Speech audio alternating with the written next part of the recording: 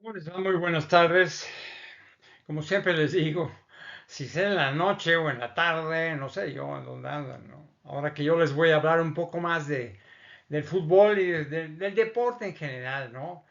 Y sobre todo los ídolos que yo les he comentado y que han sido muy importantes para el mundo del fútbol, del deporte a nivel mundial, ¿no? Y es muy importante porque muchos ya se murieron inclusive, pues siguen siendo ídolos, ¿no? Realmente fueron parte de nuestros escapes, placenteros. También es para sufrir, también, ¿por qué no? ¿No? Para todo. En la portada que yo les presento, pues ahí yo les hago como yo pueda que podamos ver este fútbol, muy interesante. Pero también ven la figura ahí de Lev Ivanovich Yashin. Ese es muy importante. Este es digamos, un portero muy importante de la historia del fútbol mundial, ¿no? Entonces, voy a hablar un poco de él y después vamos a pensar en otras cosas, ¿no? ¿De acuerdo? Bueno, que puedan sufrir lo que yo les estoy presentando, ¿ok? Ok, Lesh Ivanovich Yashin. Bueno, Yashin, ¿ok? Él nació en Moscú, o sea, ruso, ¿no? En ese caso, nació en Moscú en 1929. Y a la edad de, por ejemplo, de 10 años, Hitler y Stalin firmaron el pacto de no agresión. O sea, a la edad de 14 años inclusive, Lev se dedicó al trabajo eléctrico cuando, por ejemplo, cuando los rusos básicamente intentaron eliminar el poder nazi, básicamente, en su territorio, básicamente, ¿no? Pues es lo que yo les vi. Cuando tuvo tiempo de practicar baloncesto en el trabajo, este, entonces,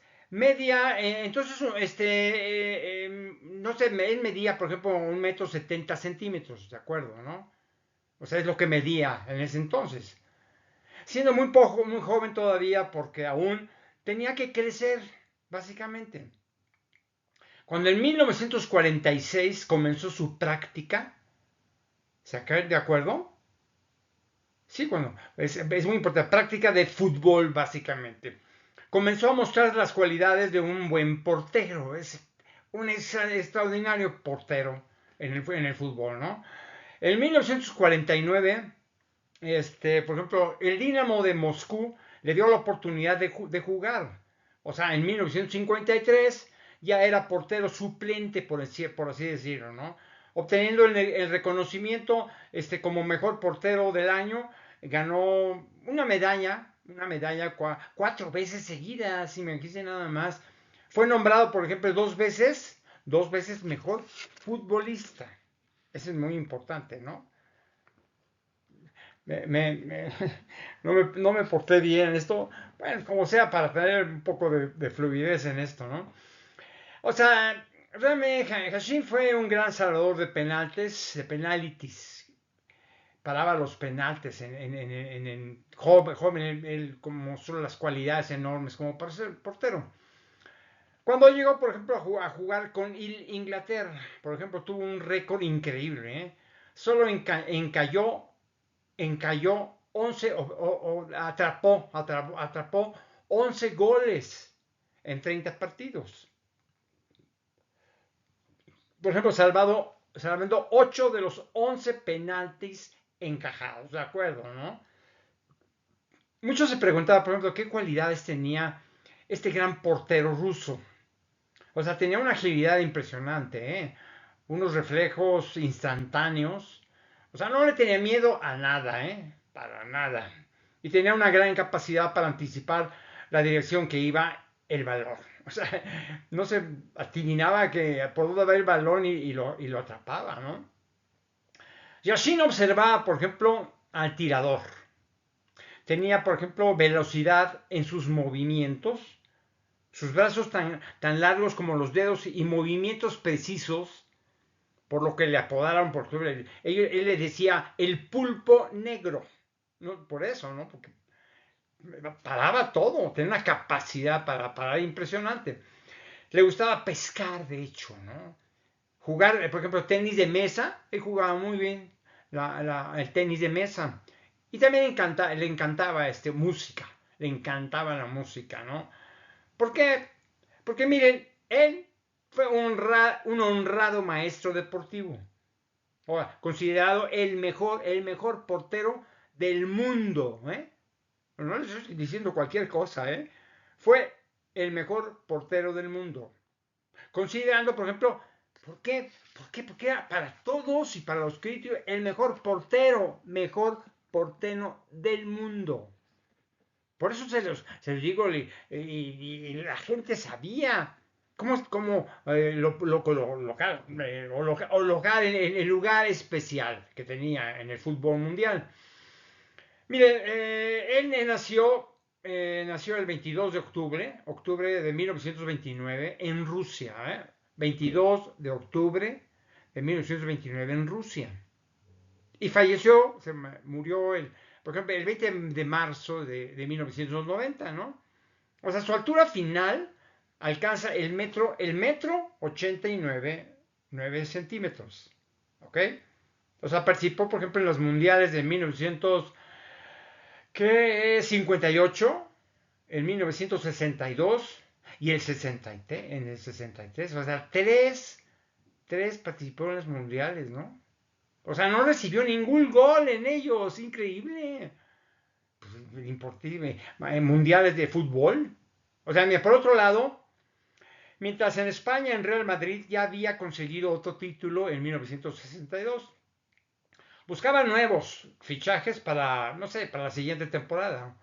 Algo habitual en el equipo, básicamente. Mientras que, por ejemplo, en el Atlético de Madrid, recibía, por ejemplo, la incorporación del extremo Cardona del Exe, ¿ok? Para pues, su participación en la Copa, yo creo, ¿no? Por otro lado, su rival Barcelona se interesó por la revelación del central gallego, básicamente, ¿no? O sea, de aquella temporada, que pertenecía al Sevilla, porque era un jugador extraordinario. ¿De acuerdo? Además de los delanteros Rodilla y Martínez, por ejemplo, que pertenecían al Valladolid y que en aquel momento costaban a ellos, o sea, costaban a ellos. ¿Cuánto costaban? 800,000 pesos en ese entonces, ¿no? O sea, sobre todo teniendo en cuenta los precios actuales de muchos millones de euros. Imaginen todo lo que decía, lo que costaba. Increíble. O sea, por los tiempos que todo esto, o sea, que trató, por ejemplo, en este libro, surgen anécdotas en el fútbol mundial, ¿ok? Como los récords conseguidos en diferentes aspectos. Algo que sigue sorprendiendo cuando, por ejemplo, se marca un gol que da inicio a un partido. Lo que se llama, por ejemplo, vestuario meta, por así decía, ¿no? Yo también lo entiendo. El vestuario meta. Ok, por ejemplo, un caso curioso y sorprendente que no se podía creer. Fue cuando en los años 60 del siglo XX, el equipo de Bradford, que se enfrentaba a los Travers ingleses, produjo un gol, ¿ok? A los 4 segundos de iniciado el partido. Imagínense nada más. Se acaba de empezar un partido a los 4 segundos y un gol para él. Mire, algo increíble que no creo que se haya repetido. ¿De qué? Teniendo en cuenta de que el evento anterior, básicamente, 7 años antes, ¿ok? El jugador Gundy lo logró, por ejemplo, en 6 segundos, básicamente. Tenía que ser, no, ¿en dónde? Pues tiene que ser en el Reino Unido, básicamente. Miren, recortando a los entrenadores duros y de carácter apasionado en la selección de Yugoslavia, el entrenador Makma Boba, que chocó con el abanderado, cuando marcó algo posiblemente, no sé, pues fuera de lugar. Y digo, hay muchos que saben lo que yo les diría. Así es el fútbol mundial, por supuesto, ¿no? Miren, como el abanderado no pudo silenciar los gritos del entrenador Boba, por así decirlo, llamó al árbitro para que interviniera al final de todo. O sea, después de abanderado con su cigarrillo en las autoridades deportivas, que debieron haber tomado la decisión de sancionarlo de por vida. En las noticias dentro de, por ejemplo, de los estadios, debido al desorden de los fanáticos furiosos, sucedió que, por ejemplo, en África, Argelia, por supuesto, Argelia, pero la Federación de Fútbol tuvo que suspender la entrada de espectadores por tiempo indefinido, faltando, pues, no sé, 7 partidos para el final. O sea, como eran habituales, estos pleitos se tomó esa decisión sobre todo porque en un partido solo nueve jugadores y más de 100 espectadores se salvaron de la derrota. O sea, el campeonato continuó a puerta cerrada pues y hacía viento, por ejemplo, en San Juan, por así decirlo, en México, ¿no? O sea, en la historia del fútbol mexicano ya es famoso, muy famoso, el grupo necaxista. Por ejemplo, vamos hablando de cosas mexicanas, ¿no? En once hermanos, ¿eh? Pero al igual que la pérdida de la memoria de la propia historia y la llegada de, no sé, de modas, cambios, novedades, nos olvidamos, pues, de lo esencial, básicamente lo esencial. O sea, recordemos los nombres de los integrantes. Vamos a recordar los nombres de los integrantes de esa cofradía. Así le llamaban, confradía de Necaxa, ¿no? ¿De qué? Pipiolo Estrada, Marcial Ortiz, muchos que ya saben, ¿eh? Marcial Ortiz, Toño Aspiri, la Calavera Ávila, o sea, es una cosa, el Calavera Ávila, ¿no? El Can Ortega, la Yegua Camarena, por ejemplo, un Chamaco García, Lorenz, Moco, Hilario, otro que puedo decir, un poeta, así se le decían un poeta, Lozano, y sobre todo Pichoco Pérez, que es muy famoso, ¿eh? El Pichojos Pérez. O sea, un equipo, la verdad, era un equipo de ensueño que nada tiene que ver con el Necaxa de 1960. Imagínense, yo les decía, lo no, famoso del Necaxa en 1960. Miren, si nos remontamos el año, no sé, el año 1942, es cuando se jugó el primer partido del campeonato de campeones de fútbol. O sea, cuando los rivales eran, por ejemplo, España, por así decirlo, ¿no? Que era campeona de liga contra Atlante, por ejemplo, ¿no? Campeón de Copa. La sorpresa fue que ganaron los Prietitos, ¿verdad? En el Atlante, los Prietitos con el equipo originario de los primeros propietarios. O sea, los hermanos Refugio y Trinidad Martínez, quienes lo fundaron. Imagínense nada más, los Prietitos del Atlante, ¿no? Miren, cuando el Racing de Argentina visitó México, por ejemplo, en 1947, o sea, para recorrer, por ejemplo, el fútbol mexicano, logró desaprovechar una oportunidad en 7 partidos. O sea, por ejemplo, empató con Puebla, primero, ¿no? Y perdió con Veracruz. Después venció al Atlas, combinación de España, sobre todo combinación de España y Asturias, básicamente. Atlante y la selección mexicana, sí, pero sobre todo, además de Guadalajara también. Son cosas que se sabían en ese entonces y lo sabían con mucha, no sé, con mucha precisión, lo que sucedía. Miren, cuando los actuales, por ejemplo, Chivas Rayadas de Guadalajara, cuando los actuales Chivas Rayadas de Guadalajara recorrieron, por ejemplo, Europa en 1962, logrando por su primera victoria ante el equipo de Lille. O sea, es un equipo de fútbol francés, fundado en 1944, por ejemplo. Destacando el trabajo de la defensa y de su portero, ¿no? O sea, el hermano Calderón, cuando se enfrentaron la primera vez en Sevilla. Es increíble eso. O sea, surge a favor de la selección española, básicamente, ¿no? Mire, para el segundo tiempo, Guadalajara empata el partido, ¿ok?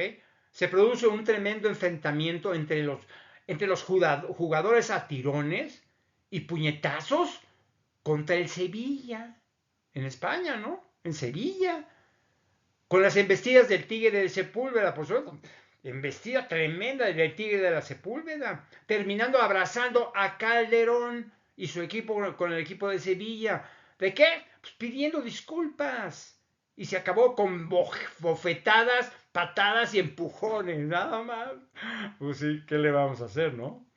O sea, Chivas enfrenta las críticas de su gira, ¿eh? Sí, recibió críticas en su gira en Europa, básicamente, sobre todo en España, ¿no? Miren, cuando hablamos, por ejemplo, de campeones, es importante, no sé, en la historia de este deporte, no olvidar a los Millonarios de Colombia, ¿ok?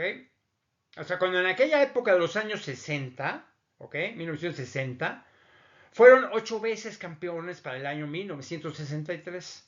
Porque, espérenme, porque el costo del equipo era de 6 ceros. O sea, lo cual entre el equipo de 12 categorías pues, le costó al club más de 1 millón de pesos. Lo que en su momento era una gran cantidad de capital. Pues sí, pues, no lo aceptaban tan fácilmente. O sea, pagaban, por ejemplo, anualmente 500,000 pesos solo para salarios y otro medio millón por los contratos. Además, por ejemplo, de bonificaciones por ganar partidos de más de 100,000 pesos. Por la obtención del título se recibía otra cuantiosa cantidad de taquillas y sobre todo distribuidoras, por supuesto, ¿no? Por ejemplo, de los gastos de jugadores, uno de los más caros fue el de colombiano. Un colombiano que se llamó Delio Maravilla Gamboa. Me imagino nada más. El delirio Maravilla Gamboa le decía, ¿no? Hay otras figuras colombianas también de este equipo. Fueron, por ejemplo, Centurión, Vulcano, Solórzano, por ejemplo, Conrado Arango, por ejemplo, Lombana, Pibe Díaz, Oscar Lombardo, Benítez, un Romero Arango también, Campillo Kinger, Jorge Gallegos y Rafael Pizarro. O sea, todos con el doctor Gabriel Ochoa al frente del equipo, básicamente. Doctor Gabriel Ochoa al frente del equipo, ¿no? Sí, porque pues, hacer una cosa impresionante en este tipo de equipos. Que voy a asegurar, ni tengo fotos de ellos seguramente, ¿eh? Se preguntaba por qué este equipo colombiano había ganado tantos campeonatos. Primero, porque era el menos malo de todos, ¿eh? Definitivamente. De los 13 equipos participantes, ¿eh? ¿Por qué? Porque tenía una muy buena organización con excelentes métodos. O sea, también porque tenían un compañerismo muy cercano, ¿ok? Debido a la disciplina y porque entendieron que no solo se trataba de ganar, sino de competir honestamente. Por ejemplo, en el octavo mundial, Jules Rimet, en ese entonces, el Jules Rimet, que se celebraba en Inglaterra, Brasil había asegurado su participación como anterior campeón, por supuesto, e Inglaterra la sede, por supuesto, la sede, donde los estadios de Wembley y White City, ubicados en las afueras de Londres, ¿qué pasó?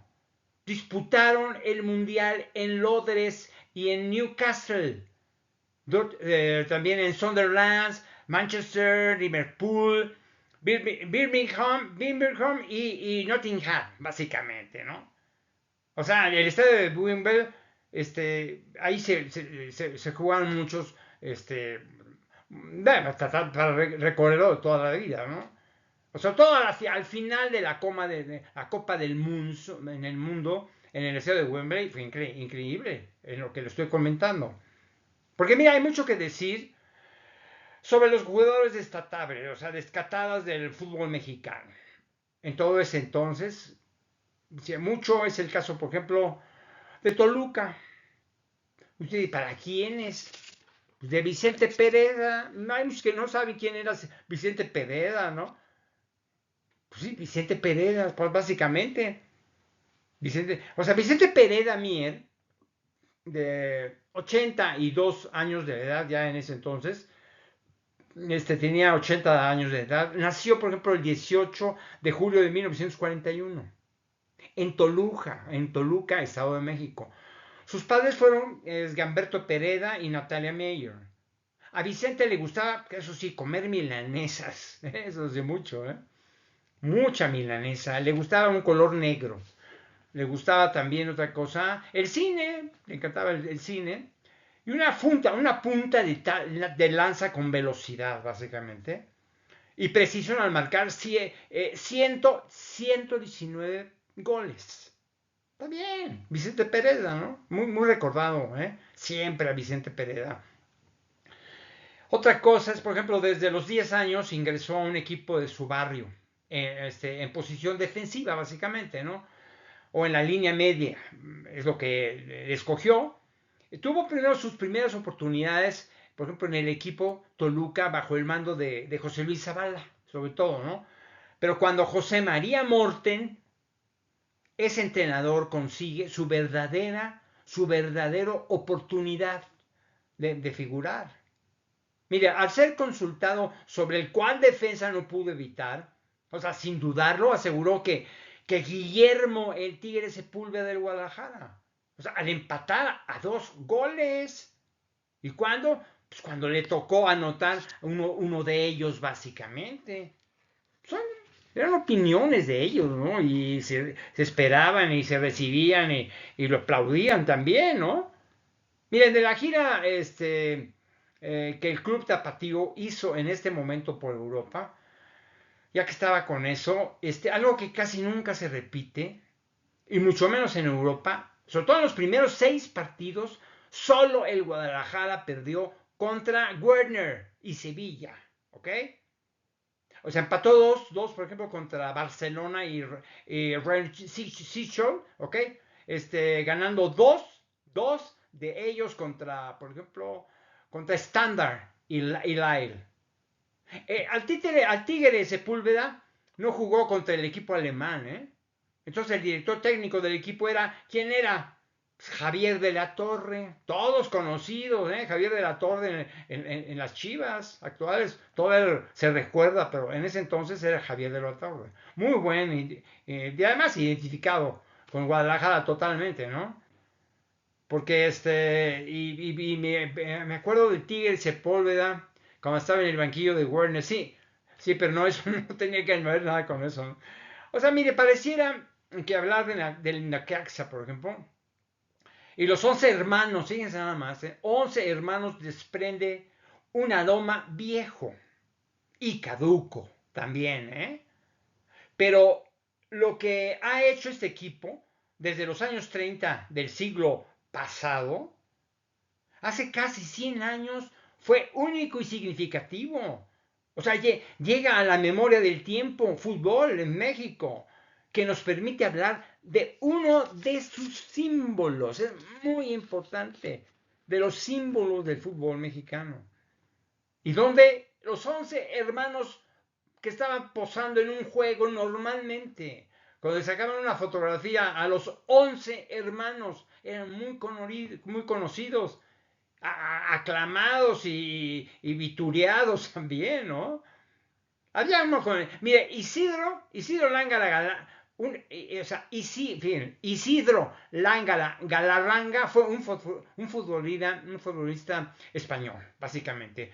Goleador fíjense nada más lo que les voy a decir, ¿eh? Goleador de 525 goles en partidos oficiales, básicamente. De un equipo como, por ejemplo, el Oviedo, por ejemplo. Elegante y eficaz también. que debutó en 1932, del siglo pasado, imagínense nada más. Estamos en 2024, por supuesto, en 1932. O sea, lo vemos en la siguiente, no sé, en alguna fotografía, disputando, por ejemplo, un balón, por ejemplo, ante el empuje de Marcial Ortiz del Necaxa. Yo recuerdo una fotografía que vi y yo les menciono esto.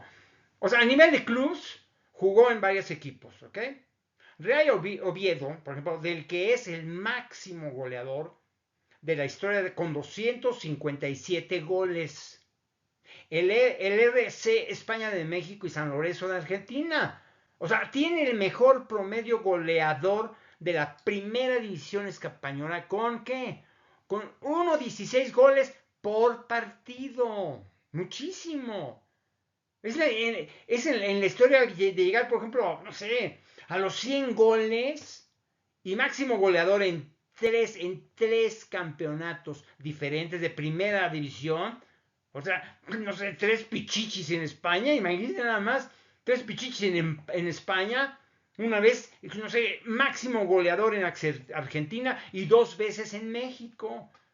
Para nada, ¿no? Pero bueno, hay que recordar eso, con mucho cariño, sobre todo para el Necaxa y para el fútbol mexicano y sobre todo la correlación con el fútbol mundial, que es muy importante.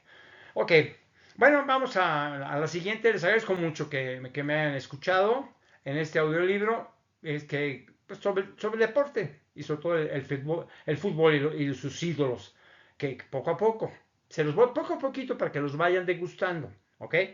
Nos vemos la próxima. Pórtense muy bien. Nos vemos la próxima.